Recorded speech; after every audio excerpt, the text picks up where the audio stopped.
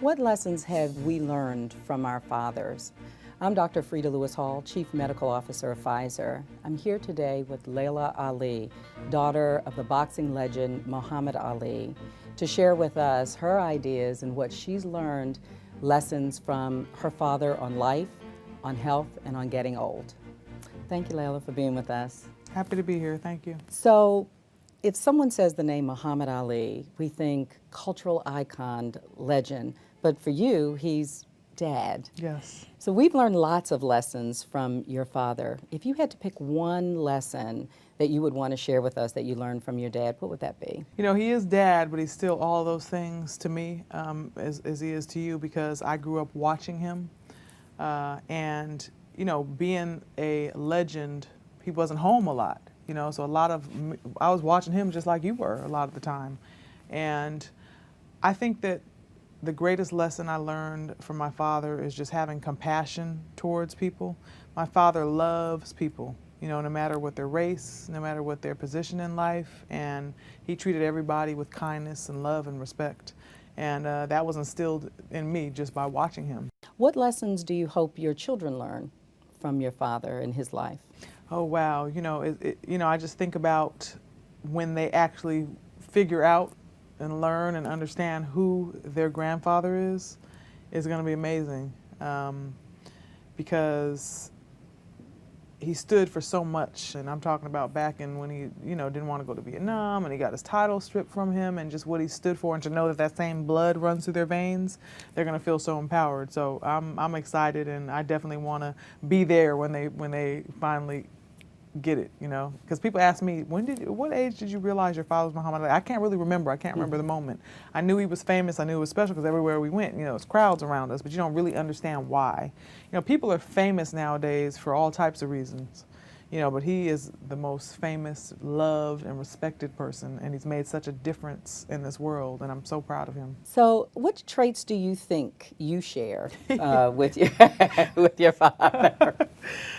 Oh man, it's so funny because I'm the most like my father when it comes to I think confidence is just, you know, off the charts. I can't even help myself. I'm very honest, I'm very loyal, I'm very straightforward. Like, you're gonna know how I feel, you know, off the bat. But I'm also very kind and very compassionate towards others. And I'm like that person that's the protector. Like, I don't want to see anybody get bullied, and I'm gonna get in it. So the other trait that's obvious, I think, to me, correct me if I'm wrong about this, is very physical and very competitive. Oh, yes.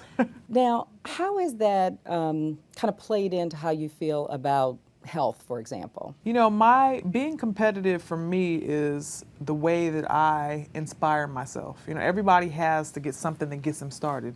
So for me, it's like if you make it a competition, I'm like, I can do this. And me, if I tell myself I'm going to win, then I have to prove to myself that I can win. So I really do it all for me. Let's add on to that question just a little bit. Are there specific ways in which your father gave health advice or pushed you towards a healthier lifestyle? My father never sat us down and tried to tell us to be healthy, but, you know, being an athlete, he lived a certain lifestyle. I watched my dad, you know, I was very young, but I still remember him working out. You know, even when he got older and he wasn't boxing anymore, he still loved to box. He has a gym at one of his homes, and he likes to work out, he likes to sweat.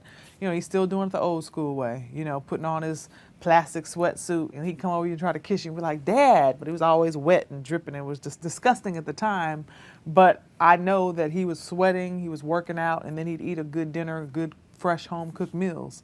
You know, my father wasn't taking us through drive-throughs and trying to get it done quickly. So that's how I grew up, and that's how I want my kids to grow up. And speaking of growing up, what have your kids taught you about health since they've been born? My kids have, you know, I was always a healthy person before they were here, but having kids is a challenge because kids don't want to eat just anything. You know, they want mac and cheese, they want spaghetti, they want chicken nuggets, but sometimes you just have to say, no, this is what it is, and they're not going to starve. You know, so I have learned that, you know, as a mom, I have to step up and I have to really, you know, pull those reins tight sometimes. And once they try something, because with kids, they're going to say no, But then once they taste it, they like it, and then, you know, so they move forward. But I'm always trying to find new ways that you want them to like their food. You don't want to force them to eat. And to enjoy being healthy. They don't even know they're beginning. being healthy, but, you know, that's the lifestyle we're gonna live, and they'll be used to that, and then it'll just be an everyday thing for them. That's what my hopes are. So we've talked a little bit about life lessons that your father's taught you, health lessons that you learned from your dad. What about lessons about getting old? You know, I've learned about getting old, I think, just from watching people in society, watching family members. I know which family members took care of themselves, who lives healthy and what the results have been, and who, you know, rather just eat a piece of cheesecake and deal with whatever comes later. So I've seen that we can be in control of our health. So I've decided that at a young age, at age 35, I want to be in control of my health. I'm going to start doing what I need to do now, and I'm going to encourage everyone around me to do the same.